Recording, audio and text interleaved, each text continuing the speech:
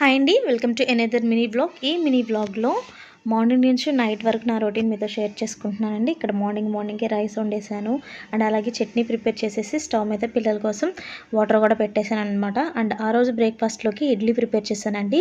And ఆ రోజు లంచ్లోకి నేను వెజిటేబుల్ ఫ్రైడ్ రైస్ ప్రిపేర్ చేశానండి. ఫుల్ వీడియో మన ఛానల్ నేమ్ కింద ఇస్తాను, చూసేయండి ఎవరికైనా ఇంట్రెస్ట్ ఉంటే. ఆ రోజు ఆఫ్టర్నూన్ లంచ్లోకి కర్రీ ప్రిపేర్ చేస్తూ ఒకేసారి తలకి హెన్నా కూడా పెట్టేసుకున్నానండి. అండ్ ఆఫ్టర్నూన్ లంచ్ అదంతా కంప్లీట్ అయిపోయిన తర్వాత ఇంకా ఇది వచ్చేసి ఈవినింగ్ అనమాట. పిల్లలకి స్నాక్స్లోకి ఆ రోజు ఇంట్లో ఏం ప్రిపేర్ చేయకుండా బయట బజ్జీలు అయితే తీసుకొచ్చానండి.